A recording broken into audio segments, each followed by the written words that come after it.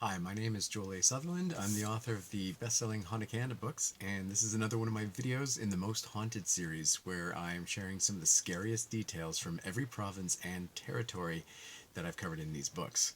This is actually the first video I'm going to be sharing a story from one of the Northern Territories, and I'm starting in the Yukon. This is a great story, and one of my favorite places actually in all of Canada is Yukon Territory. I did have the honor and pleasure of traveling there a few years ago on a week-long book tour, and I've made sure that every single volume that I've written in the Haunted Canada series has at least one story from the Yukon. Haunted Canada 9 is where you'll find the story that I'm talking about today, and it's set in Carcross, which is a really small town which was ideally situated during the Klondike Gold Rush in 1896. A lot of prospectors were traveling from Alaska into the Yukon to head to Dawson City looking for gold, and Carcross was a great spot along the route to stop and recharge before carrying on. So there was a hotel opened up called the Caribou Hotel, and that's the setting for today's story. The third owner was a woman named Bessie Gideon, and well, she didn't leave the hotel even after she died. You can see her ghost right here watching someone as they spent the night in the hotel. She actually died in 1933, just days before Halloween, and she was buried in the Carcross Cemetery. But fast forward to 1998, when a cemetery survey was completed, nobody could find her body. It had gone completely missing. Some believe that maybe this has something to do with all of the paranormal activity that has taken place in this hotel over the years.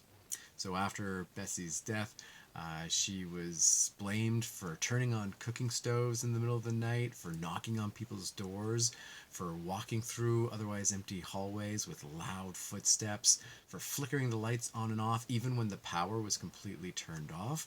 And this is odd, but a lot of people have claimed that the ghost of Bessie has added bubbles to their baths. That's a first. I had never heard of a detail like that, a ghost adding bubbles to baths, but there you have it. She's also been seen on the second and third floors in the hotel, looking out of windows. And she's not alone. She's not the only ghost in the hotel. The other ghost that people often see as Bessie is staring out of windows is the ghost of a parrot. That's right, a parrot named Polly, who was Bessie's beloved parrot. The parrot actually long outlived Bessie, died in 1972 at the age of 126, not a bad age to get to.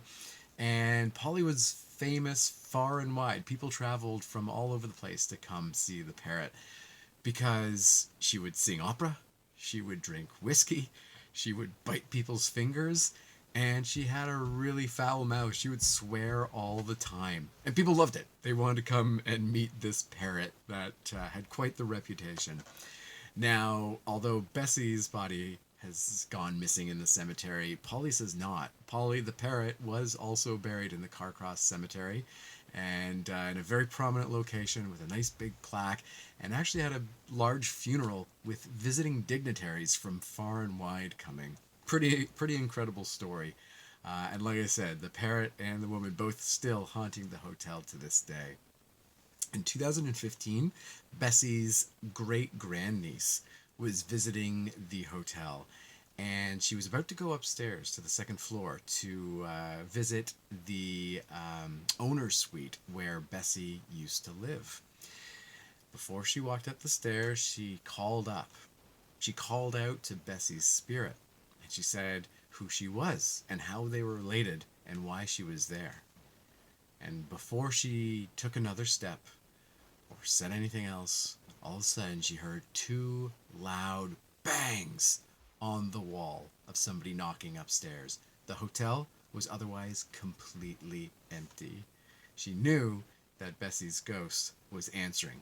She didn't know what Bessie's ghost meant by banging on the walls, but it scared her enough that she decided to stay on the first floor that day and not go upstairs. Her tour ended there and then. Now, the reason that the great-grandniece was actually visiting in 2015 was because that year, Canada Post released a stamp commemorating both the hotel and Bessie herself. So I have a picture in the book, Haunted Canada 9, of the stamp. You can see the hotel right here and Bessie up here, the skeleton. That's her looking over her hotel on this really popular Haunted Canada stamp. Pretty awesome stuff. So there you go. That's just one of many fantastic stories from the Yukon. Like I said, one of my favorite places in the country. So many good ghost stories from that territory as well. I hope you're enjoying all these videos. We're coming near the end. I've been filming 13 altogether, so there's just 2 more to go. And you'll be able to watch them all anytime you like to find out more about this country's haunted history. I thank you for watching so much. Until next time, take care.